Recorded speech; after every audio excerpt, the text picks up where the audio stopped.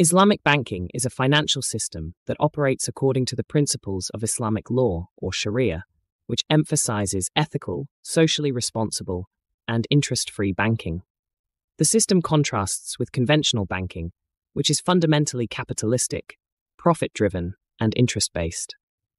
Here in this episode, we explore the theoretical underpinnings, operational mechanisms, and the socio-economic implications of Islamic banking in the context of global capitalism. It delves into how Islamic banking interacts with, complements, or challenges the conventional capitalist financial systems. Let's first begin with the theoretical framework, which includes Islamic economic principles. Islamic banking is grounded in the broader Islamic economic framework, which seeks to balance material and spiritual well-being.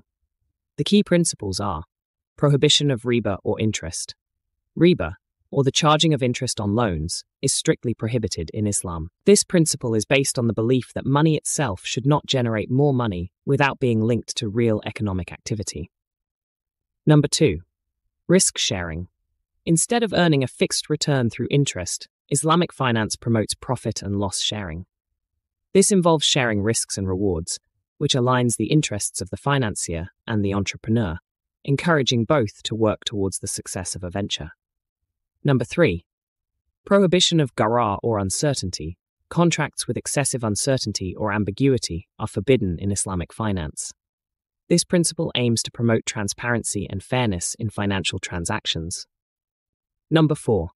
Promotion of ethical investments. Investments should be made in sectors and activities that are halal or permissible according to Islamic law. Activities such as gambling, alcohol production, and non-halal food industries are off-limits.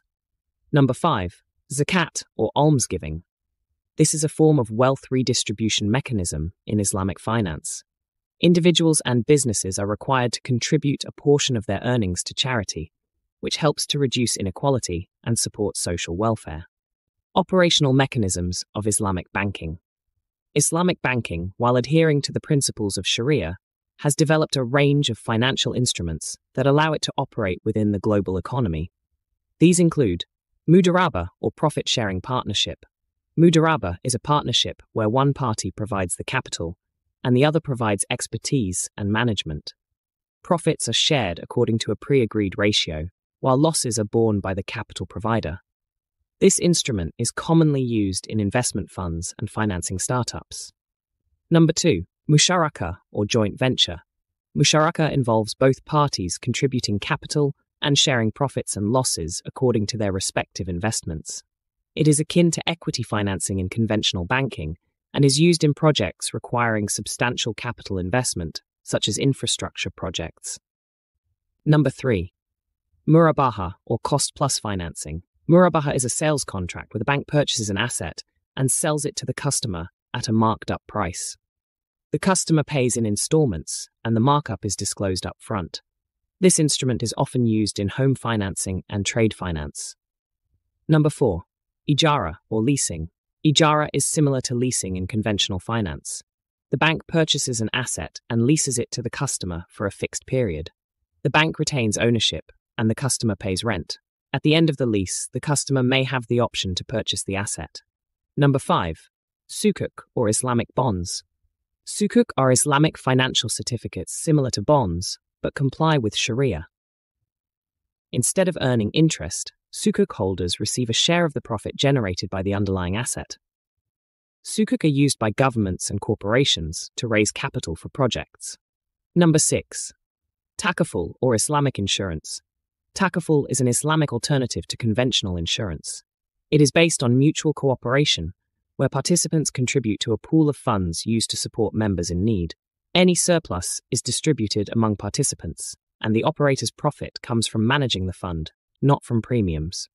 Now let's discuss convergence and divergence between Islamic banking and capitalism. Islamic banking and capitalism share some common ground, but also diverge in fundamental ways. First, profit motive. Both systems allow for profit generation. However, while capitalism emphasizes profit maximization, Islamic banking focuses on ethical profit, ensuring that the means of earning are aligned with Sharia. Second, interest versus profit sharing. The most significant divergence is in the treatment of interest.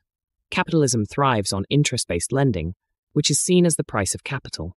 In contrast, Islamic banking replaces interest with profit-sharing arrangements, where risks and rewards are shared. Third, wealth distribution. Capitalism, especially in its laissez-faire form, often leads to wealth concentration. Islamic banking, through mechanisms like zakat and profit-sharing, aims to ensure more equitable wealth distribution. Fourth, ethical constraints. While capitalism is largely immoral regarding the types of investments, Islamic banking imposes strict ethical guidelines, excluding investments in activities deemed harmful to society. Having that said, Islamic banking with a magnitude of socio-economic impacts has grown significantly, particularly in Muslim-majority countries, and has expanded into Western markets as well. Its socio-economic impact includes financial inclusion. Islamic banking has provided access to financial services for Muslims who were previously excluded due to religious reasons. This inclusion has spurred economic growth in many regions. Number second, stability. The risk-sharing nature of Islamic finance is believed to contribute to financial stability. Since the parties involved in a transaction share the risks, there is a lower likelihood of speculative bubbles and crises. Number third, ethical investing. The focus on ethical investments has promoted socially responsible finance. Islamic banking encourages investments in sustainable and community-oriented projects, which can have long-term positive effects on society. Nevertheless, there are many challenges in a capitalist world that Islamic banks face while operating in a global capitalist system. These include regulatory issues, competition with conventional banks, and the need to innovate while remaining Sharia-compliant. Additionally, the integration of Islamic banking products into global markets can sometimes lead to compromises in Islamic principles, raising concerns about the authenticity of some products. Now let's take a look at a few case studies, including Islamic banking in Malaysia. Malaysia is a global leader in Islamic finance, with a well-established regulatory framework and a thriving Islamic banking sector. The country has successfully integrated Islamic finance into its broader economy, attracting both Muslim and non-Muslim investors. Malaysia's approach has been to promote Islamic banking alongside conventional banking, offering consumers a choice. Second, Islamic banking in the Middle East. The Middle East, particularly the Gulf Cooperation Council, GCC countries, is another hub for Islamic banking. The region has seen rapid growth in Islamic finance, driven by high demand for Sharia-compliant products. The development of Islamic finance in these countries has been supported by strong backing and a large Muslim population. Thirdly, Islamic banking in the Western world. In recent years, Islamic banking has gained a foothold in Western countries, including the UK and the US. These markets present unique challenges, such as the need to navigate complex regulatory environments and cater to a diverse customer base. However, Islamic finance in the West has also shown potential, particularly in attracting ethical investors and serving Muslim communities. Future of Islamic banking in a capitalist world. The future of Islamic banking is closely tied to its ability to innovate and adapt to changing global economic conditions. Key trends and challenges include technological integration. Like conventional banking, Islamic banking is embracing technology, particularly in the form of fintech. The integration of technology is crucial for Islamic banks to remain competitive and meet the demands of a younger, tech-savvy population. Regulatory harmonization. As Islamic banking expands globally, there is a growing need for regulatory harmonization. Different countries have varying interpretations of Sharia, leading to inconsistencies in Islamic financial products. A unified global framework could help standardize practices and boost investor confidence. Sustainable finance.